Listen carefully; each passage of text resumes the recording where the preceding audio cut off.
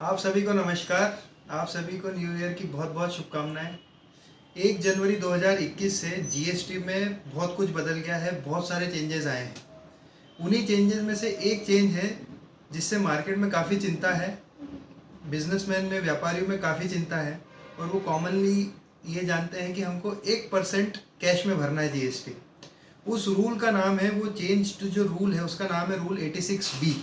इस वीडियो में आपको मैं वही समझाने की कोशिश करूँगा कि ये रूल है क्या। ये रूल काफ़ी इंटरेस्टिंग है। ये रूल की पावर बहुत है। इस रूल की जो लैंग्वेज है वो शुरू होती है नॉट विथ स्टैंडिंग से। नॉट विथ स्टैंडिंग का मतलब होता है कि पूरे एक्ट में जितने रूल है उसमें चाहे कुछ भी लिखा हो, मुझे उससे कोई मतलब नहीं, मैं जो बोलूँगा वही होगा। इस रूल की इतनी पावर है। इस रूल में जो लिखा है हमको यही मानना है, इतनी पावर है इस रूल के पास। दूसरा, ये रूल आपके ई क्रेडिट लेजर के बैलेंस को यूज़ करने पर रेस्ट्रिक्शन लगाता है। आपके जीएसटी में जो हमारा क्रेडिट लेजर है उसमें जितना बैलेंस है हम उसको कैसे यूज़ करेंगे, ये रूल ये चीज़ बताता है। मैं आपको ये रूल तीन पॉइंट्स में आपको समझाने की कोशिश करूँगा। सबसे पहले मैं आपको बताऊँगा कि ये रूल क्या है।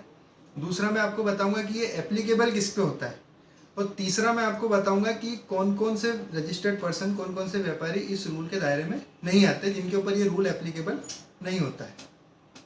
सबसे पहले हम इस रूल को समझने की कोशिश करते हैं। ये रूल ये बोलता है कि अगर आपकी किसी भी रजिस्टर्ड पर्सन की taxable supply in a month, उस मंथ में 50 लाख रुपए से ज़्यादा है, तो वो टैक्सेबल पर्सन को 1% उसकी जीएसटी लाइबिलिटी का 1% कैश में भरना है।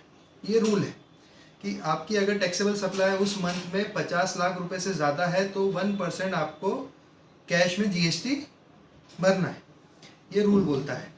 दूसरा, ये एप्लीकेबल किस पे होता है, तो ये एप्लीकेबल उन रजिस्टर्ड पर्सन पे होता है जिसकी इन अ मंथ, किसी भी मंथ में टैक्सेबल सप्लाई 50 लाख से ज़्यादा है। टैक्सेबल सप्लाई से मेरे बोलने का मतलब है कि जिसमें एग्जाम सप्लाई नहीं आएगी, एग्जाम सप्लाई छोड़कर।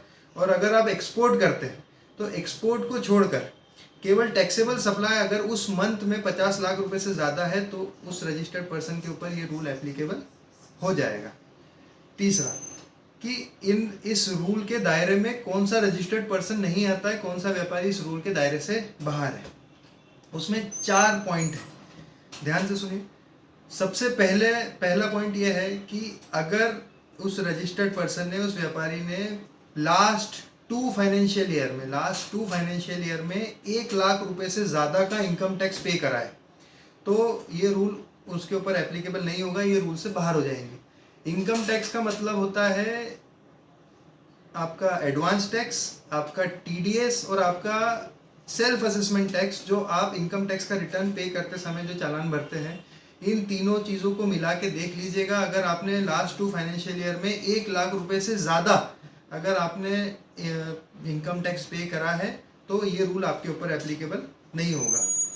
दूसरा एक्सक्लूजन है, अगर आप एक्सपोर्ट करते हैं और एक्सपोर्ट में आप रिफंड क्लेम करते हैं और रिफंड आपने 1 लाख रुपए से ज़्यादा क्लेम किया है तो आपके ऊपर ये रूल एप्लीकेबल नहीं होगा। तीसरा है इन्वर्टेड टैक्स ड्यूटी स्ट्रक्चर। एक कॉन्सेप्ट होता है जीएसटी में, अगर उस कॉन्सेप्ट के अंदर आपने रिफंड क्लेम किया है और 1 लाख रुपए से ज़्यादा रिफंड क्लेम किया है तो आपके ऊपर ये रूल एप्लीकेबल नहीं होगा। और चौथा जो है वो है, अगर आपने क्यूमुलेटिवली मतलब जोड़कर इस फाइनेंशियल ईयर का, सेम फाइनेंशियल ईयर का जोड़कर 1% से ज़्यादा कैश में जीएसटी पे करा है तो आपके ऊपर ये रूल एप्लीकेबल नहीं होगा। इसको हम एग्जाम्पल के तौर पे समझ लेते हैं। जो चौथा एक्सक्लूजन है इसको हम एग्जाम्पल के तौर पे समझ लेते हैं। आप जनवरी मंथ का जब रिटर्न फाइल करेंगे, फरवरी में 20 फरवरी के आसपास जब रिटर्न फाइल करेंगे, तब आपको ये देखना है कि अप्रैल 2020 से दिसंबर 2020 में आपने कितना जीएसटी पे करा है। मान लो आपने 1 लाख रुपए का जीएसटी पे करा है, आपने 1 लाख रुपए का जीएसटी पे करा है और उसमें से अगर 1% से ज़्यादा मतलब 1,000 रुपये से ज़्यादा आपने कैश में पे किया हुआ है तो भी आपके ऊपर ये रूल एप्लीकेबल नहीं होगा।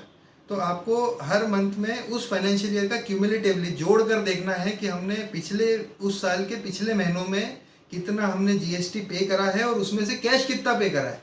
और अगर कैश का परसेंटेज 1% से ज़्यादा है तो भी आपके ऊपर ये रूल एप्लीकेबल नहीं होगा।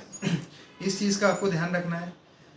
तो एक चीज़ मैं आपको विश्वास के साथ कहना चाहता हूँ कि मैंने पूरा लॉ पढ़ा है, उसमें कहीं भी ऐसा प्रोविज़न, कोई भी ऐसा सेक्शन, कोई भी ऐसी धारा नहीं है जिसमें इस तरीके का रेस्ट्रिक्शन है। मुझे विश्वास है कि आगे चलकर कोर्ट के द्वारा या फिर खुद सरकार इस रूल को रिपील कर देगी, हटा देगी। लेकिन जब तक ये रूल है, हमें यही रूल मानना है, हमको हमारी तैयारी उसी हिसाब से करना है। तो आप इस रूल का खास ध्यान रखिए। और ये काफ़ी जो बहुत सारे चेंजेस है उसमें से एक चेंज है, अगर आपको मैंने जो समझाया वो समझ में आया है और आपको ये वीडियो पसंद आया तो आप एक लाइक करिए, जिससे मुझे प्रोत्साहन मिल जाएगा कि मैं आगे भी आपके साथ ऐसे वीडियो शेयर करता रहूँ और आपको जीएसटी के बारे में ऐसे नॉलेज देता रहूँ, ताकि इस चीज़ का फ़ायदा आपको आपके बिज़नेस में भी हो और आपकी तैयारी उस हिसाब से आप कर सकें। बहुत बहुत धन्यवाद।